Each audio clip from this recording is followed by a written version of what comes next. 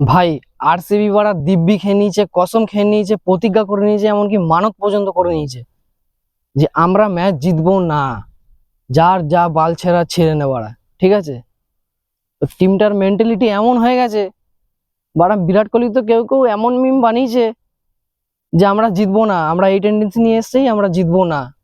ঠিক আছে, আরে বাড়া ম্যাক্সওয়েলের খেলা দেখে আমাদের বাড়ার বান্টু, 12 বছরের বান্টু বলছে বাড়া বাল জিততে খেলছে, এর থেকে তো বেশি রান আমি করি প্রত্যেক ম্যাচে।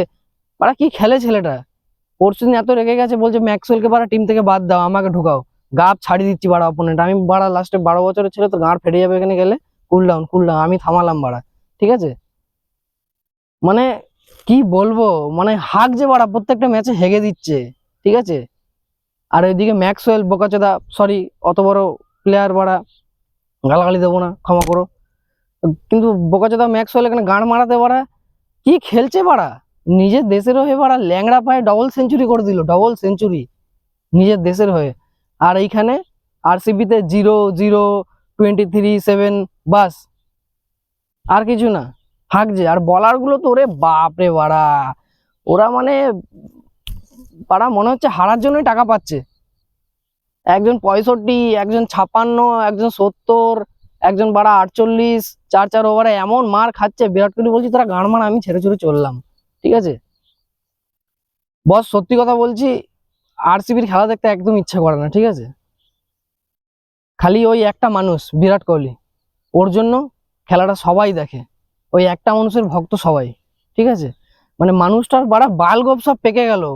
সে কথায় বলে না, আমি এমনি এমনি আমার বালগুলো পাকাইনি, তো সেরকম বিরাট কোহলিও বাড়া ওর বাল গোপ সব, দাড়ি গোপ সব পেকে গেল বাড়া আরসিবি খেলতে খেলতে। ঠিক আছে, কিন্তু আরসিবি মানে গাঁড় মেরে দিচ্ছে, মুতে দিচ্ছে, একটা ম্যাচে হেগে দিচ্ছে বাড়া, কি বলবো মানে।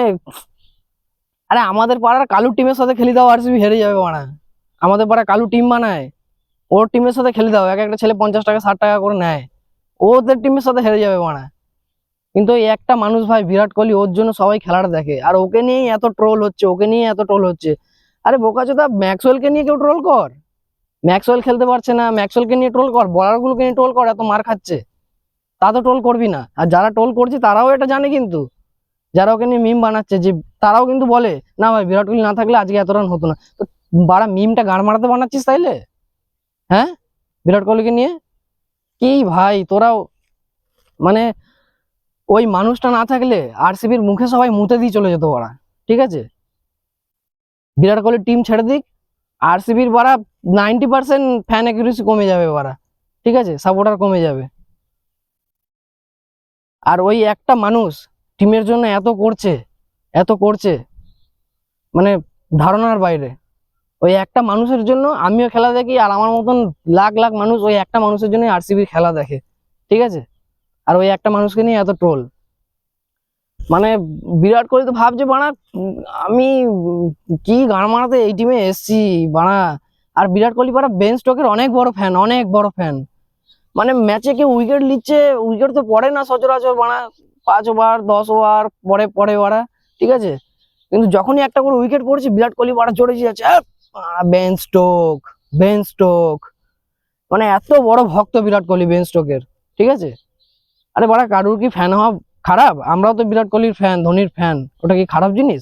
বিরাট কোহলি বেন স্টকের অনেক বড় ফ্যান। দেখো ভাই, ভালোর জন্য বললাম। ঠিক আছে, মানুষটাকে নিয়ে মিম করো না, আমার কাজ বলা, বেশি বললেই তো ঝামেলা। তো আমার বালটি ছেড়া যায়, আমার কিছু না, দুদিন পরে বাড়া আমি এমনি ভাইরাল হয়ে যাবো।